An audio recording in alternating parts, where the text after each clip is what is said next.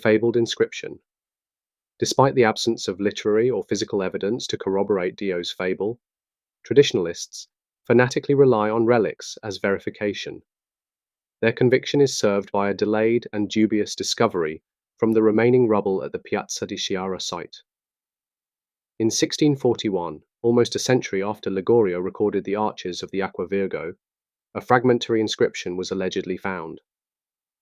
Lawrence Keppy describes this discovery as amongst the most valuable epigraphic records we have for the early history of Rome and Britain. This would be true were there not significant flaws in the discovery story which expose further fraudulence. Under the patronage of Viscount Parker, Edward Wright travelled to Rome during the early 1720s and published his observations and experiences on his return. When recounting his visits to the Barberini Palace and his promenades around its luxurious gardens, Wright recalled observing a bridge, which was built by Bernini in imitation of the ruins of an old one. So convincing was this imitation that a very ingenious contemporary of Wright's, who had studied many years in Rome, architecture as well as painting, could not be convinced that it was not a real ruin, so well is it represented. Wright reports that set within this magnificent imitation was an inscription related to our nation, and so transcribed it: Tiberius Claudio Caesar Augusto, Pontifici Maximus, Trubunica potestas novi consule imperator pater patriae. Reges Britanniae absqualla factura domuerit, gentesque Barabbas primus indicio subegit. In the 1695 edition of his Roma Vetus AC Recens, Alexandri Donati supplemented his report on the fragmentary inscription which he saw at the Barberini Palace. However, this inscription appears to have differed significantly from the one which Wright observed.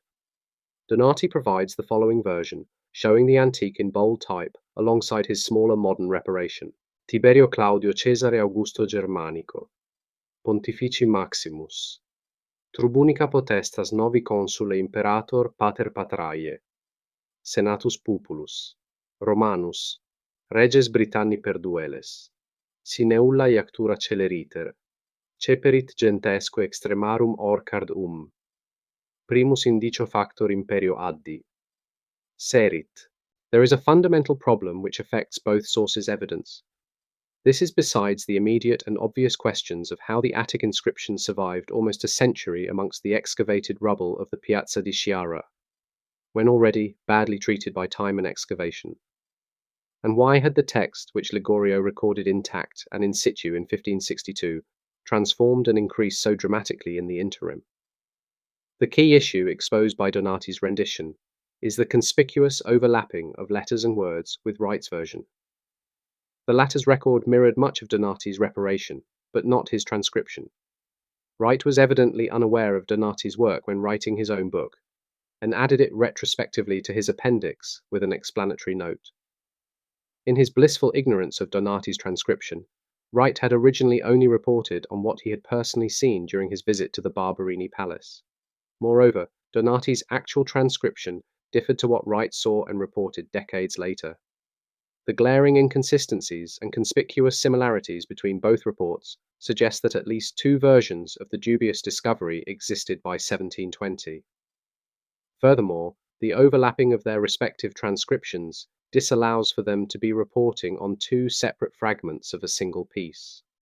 What finally emerged from the Barberini Palace was CIL 920, which matched neither Wright's nor Donati's transcriptions. The piece appeared only as the left-hand section of the supposed Attic inscription.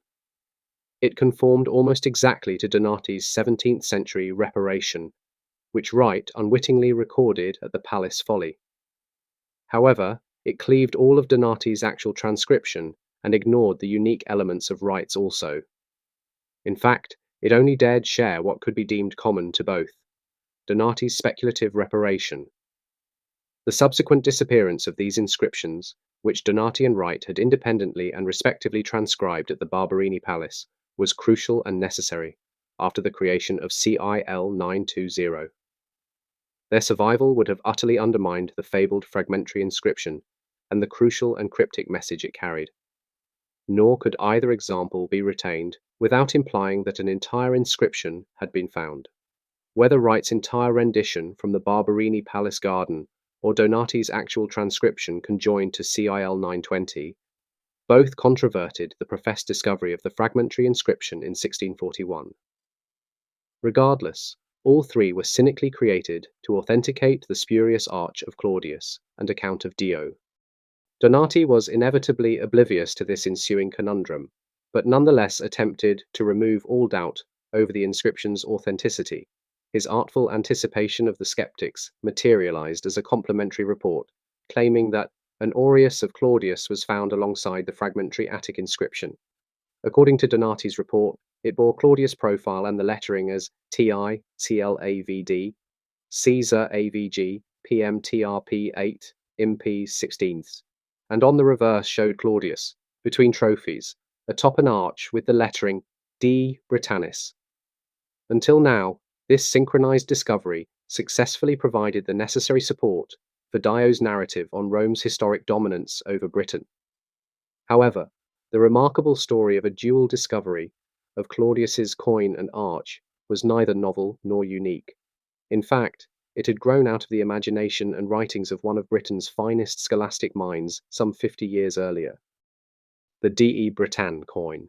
In 1587, William Camden's momentous work, Britannia, sought to restore antiquity to Britain and Britain to his antiquity. Camden's topographical and historical survey of the island saw him visit the abounding lead mines of the Mendip Hills. According to his report, close to the famed Wookey Hole and during Henry VIII's reign, an oblong plate of lead was found with the inscription Tiberius Claudius, Caesar Augustus Germanicus, Pontifex, Maximus Tribunicia, Potestate Aethin, Imperatoris Sixteenths de Britannia. Patently inspired by his evidential knowledge of Dio's recent and popular publication, Camden asks leave to hypothesize on the likely appearance of coinage issued during the same year as the lead plate. His resultant areolation speculation conceives that the legend would read Tiberius Claudius Caesar Augustus Germanicus Pontifex, Maximus Tribunician power for the 7th time, Imperator for the 16th time, Pater Patriae Optimus Consul Severum Sevorum. Similarly, he imagines that the relief would depict a triumphal arch, surmounted by an equestrian statue between two trophies, with De Britann inscribed across the architrave. Camden made absolutely no claim to have found or even seen such a coin, but rather presented a hypothesis based on the extant and renowned legend and relief of the De Germania coins of Nero Claudius Drusus. Camden's unambiguous areolari appears to have been overlooked by some subsequent antiquarians who mistakenly construed that the coin had actually existed and had been discovered nearby the lead plate. Unsurprisingly, no such coin is recorded, despite the relative commonness of Claudian coins across Somerset at the time. In fact, contemporary reports appeared infinitely more fascinated with the plate of lead fixed into a stone, with some speculating that it could be one of Dio's victory arches. Mercifully, and before long, the British Archaeological Association rejected these monumental absurdities. By 1875, it had clarified that the tabula found at Wookey bears the stamp of the Emperor Claudius, a D49, and the letters De Britain simply because it is the product of a British mine. Furthermore, it was no trophy at all, but simply a plate, lamina, or tabula of lead, bearing the imperial stamp like those found at Charterhouse, only of an earlier date.